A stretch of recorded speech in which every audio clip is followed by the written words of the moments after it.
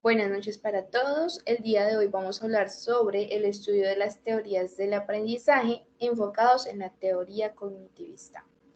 El día de hoy estamos con mis compañeros Stephanie Naranjo Palomino, Kevin Steven Romero Ardila, Luisa María Ochoa Vega y mi persona Ángel Jimena Ramírez. ¿Qué vamos a tener en cuenta? Vamos a tener una aplicación de conceptos, una situación problema, una estrategia de aprendizaje y una evaluación de los aprendizajes.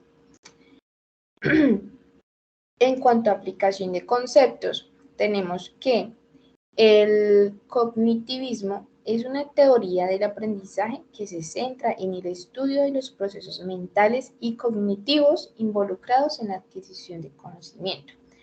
Teniendo en cuenta eso, tenemos unos autores representativos en cuanto a esta teoría, como lo es Germain Brunner, David Ausubel y Snell Becker. Teniendo en cuenta la filosofía de ellos, tenemos que el cognitivismo sostiene que el aprendizaje no solo implica respuestas observables, sino también procesos mentales complejos, como la comprensión, el razonamiento y la conceptualización.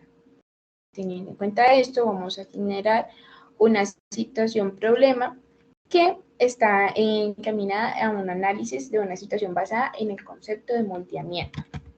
Entonces, tenemos que en el colegio de San Lorenzo, en el grado 10A, hay una alumna llamada Camila, en la cual su memoria en la clase de español es muy buena, es decir, casi nunca escribe en su cuaderno porque recuerda con facilidad que los demás contenidos que el docente dice y explica en clase. Sin embargo, Claudia, por otro lado, la amiga de Camila, no es muy buena reteniendo o recordando lo que dice el profesor en clase. En cuanto vio que su compañera Camila le iba también en clase, se sintió un poco inferior y un tanto envidiosa en no poder hacerlo. Así que comenzó a escuchar atentamente las conferencias todos los días sin tomar notas, permitiéndose recitar y comprender lo que veía, pero aún así no sentía que había hecho ningún proceso, porque el día siguiente se le olvidaban las cosas y sin notas a la mano para al menos recordar algo, sentía que su cerebro se estaba atascando. Entonces, por otro lado, el profesor de español vio qué es lo que estaba pasando porque llevaba una semana analizando a sus alumnos. Se le ocurrió una forma de ayudar a Claudia, una forma constructiva para ayudar a su alumna. Su primer pensamiento para ayudar a controlar las emociones de Claudia fue hablar con ella y analizar qué estaba haciendo mal para poder mejorar su objetivo de querer aprender más cada día. Porque quería inspirar a sus alumnos a querer estudiar para desarrollar un mejor rendimiento académico. Por consiguiente, estipula que debe comenzar escribiendo notas claves, palabras, frases, ya que es un proceso de aprendizaje donde ella verá estas notas al día siguiente y podrá repasar y recordar las lecciones anteriores para que avance su proceso de aprendizaje. Entonces, teniendo en cuenta esto, vamos a tener la estrategia de aprendizaje. Estrategia de aprendizaje. Luego del docente tener en cuenta la situación de la alumna Claudia y de haberle dado sugerencias como escribir palabras clave, frases, etc., el docente implementó 3 estrategias de aprendizaje en el aula basadas en el concepto de moldear para ayudar a la alumna. Entonces, la primera estrategia que implementa es la repetición. Lo primero que hace el docente es mediante un método de aproximaciones sucesivas, identificar las conductas de Claudia y reforzar dichas aproximaciones con conductas cada vez más similares, repitiendo una y otra vez palabras, frases o reflexiones sobre lo que ve en clase, para que pueda reconocer las palabras clave y recordarlas fácilmente, contextualizándolas con todo lo que anteriormente vio. Además de lo anterior, el docente motiva a los estudiantes en clase mediante un juego de preguntas donde les pregunta cosas que les ha explicado antes y ellos responden y repiten lo que dice. Esto puede ser muy dinámico para los estudiantes y para Claudia es más fácil recordar ciertas cosas o la mayoría de las cosas que se ven en clase. Entonces esto hace que pues no sea tan difícil para ellos y sobre todo para la alumna. Además, el docente también utilizó estrategias organizativas, que esta vendría siendo la segunda estrategia, para explicar cada secuencia de temas de manera organizada y detallada, para que Claudia y los otros compañeros fueran capaces de almacenar información de manera organizada y ayudar a desarrollar estrategias de comprensión, que es la tercera estrategia, donde se explica detalladamente cada tema y los ejemplos para que los conceptos queden más claros. Y pues por supuesto que Claudia sea capaz de entender los temas y retener toda la información de tal manera que ella pues se sienta más cómoda, segura, que note su propio progreso y sea para ella más fácil recordar todos los temas que se ven en la clase gracias a la repetición. Entonces ya digamos que con estas estrategias ya no tendrá esa inseguridad frente a la situación que tiene con su compañera y notará el progreso en su aprendizaje. Ahora seguimos con la evaluación de los aprendizajes. Muchas gracias, compañera Stephanie.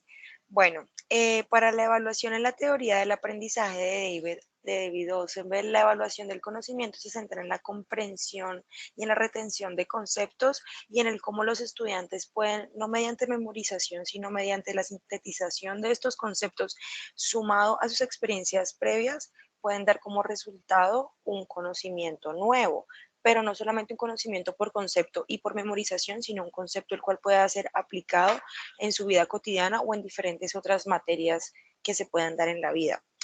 Mediante esta evaluación se nos puede decir que tenemos varias estrategias. Una de las estrategias que se puede utilizar en este método de cognitivismo son las preguntas abiertas, las discusiones, las presentaciones o la resolución de problemas.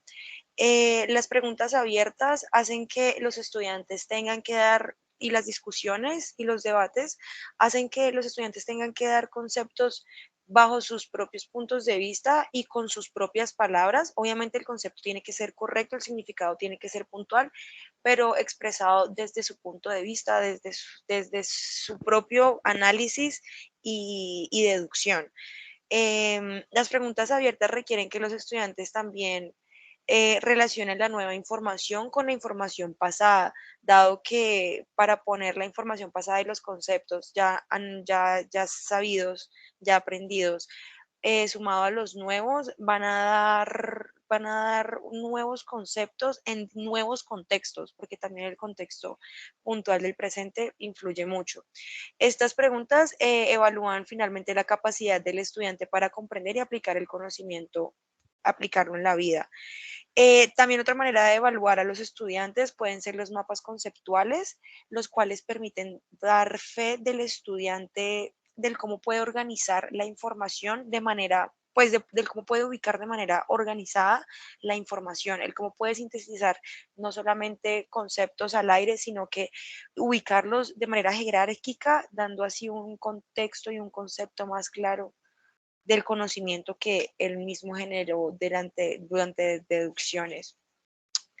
Bueno, también vemos que otra de las maneras de evaluación son las conexiones interdisciplinarias, que como lo dijimos también es más bien dado el estudiante el caso del cómo puede aplicar en diferentes disciplinas de la vida su conocimiento. Eso es generar un conocimiento integral, el cual nos da la capacidad de aplicarlo en cualquier ambiente, en cualquier rama o en cualquier situación.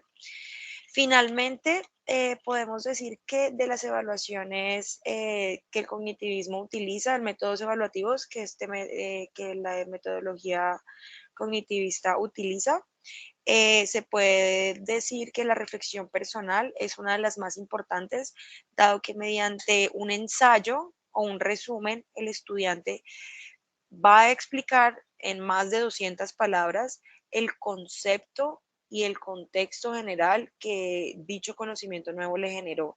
Entonces ya el estudiante va a tener un mejor manejo y un control total del conocimiento, generando así en el estudiante pues el conocimiento final, el concepto ya más establecido en su cabeza y que lo puede aplicar en cualquier situación. Para la situación de Claudia, vemos que para la memorización de ella, como método evaluativo, se tomaron en cuenta flashcards o fichas con diferentes imágenes o con alguna palabra clave, dando entre todos una actividad lúdica donde solamente con imágenes o con palabras claves tenían los estudiantes que dar el concepto que ellos ya habían afianzado en sus memorias. Claudia se dio cuenta que pudo dar con muchos conceptos de la mayoría de las flashcards mediante imágenes o solo palabras claves, y gracias a eso, gracias al cognitivismo, se pudo mejorar esta pedagogía para esta persona. Vamos ahorita con mi compañero Kevin, que nos va a explicar un poquito más sobre David Ausubel. Muchas gracias. Buenas noches. Para iniciar quisiera citar a David Ausubel, porque quiero que, o sea, esta cita que él dijo en 1986, creo que define un poco el pensamiento que él tenía sobre la estructura cognitiva, ¿no? Entonces dice así: si tuviese que reducir toda la psicología educativa a un solo principio, enunciaría este: el factor más importante que influye en el aprendizaje es lo que el alumno ya sabe. Averígüese esto y enséñese consecuentemente. Ahora bien, también quisiera hablar un poco de la teoría de él como tal. Entonces, el individuo aprende mediante aprendizaje significativo. Se entiende por aprendizaje significativo a la incorporación de la nueva información de la estructura cognitiva del individuo. Esto crea una asimilación entre el conocimiento que el individuo posee en su estructura cognitiva y en la nueva información, facilitando su aprendizaje. El conocimiento no se encuentra así por así en la estructura mental. Para esto ha llevado un proceso, ya que en la mente del hombre hay una red orgánica de ideas, conceptos, relaciones, informaciones vinculadas entre sí. Y cuando llega una nueva información, esta puede ser asimilada en la medida que se ajuste bien a la estructura conceptual persistente, la cual, sin embargo, resultará modificada como resultado del proceso de asimilación, así como vimos en el problema de la tabla. También quisiera decir tres características del aprendizaje significativo, que sería: primero, existe una interacción entre la nueva información con aquellos que se encuentran en la estructura cognitiva. Segunda, el aprendizaje nuevo adquiere significado cuando interactúa con noción de la estructura cognitiva. Tercera, la nueva información contribuye a la estabilidad de la estructura conceptual persistente. Ahora, también el aprendizaje significativo se caracteriza por edificar los conocimientos de forma orgánica y coherente, por lo que es un aprendizaje que se construye a partir de conceptos sólidos. Parece una serie de vasos comunicantes que se interconectan unos con otros formando redes de conocimiento. Ahora bien, basándonos todo esto, estos conceptos que acabo de decir para definir la evaluación significativa, en este caso, procura contribuir a la mejora de los aprendizajes de los alumnos y al aumento de la probabilidad que todos los estudiantes aprenden. Eso sería todo por mi parte. Muchas gracias por sus aportes, queridos compañeros.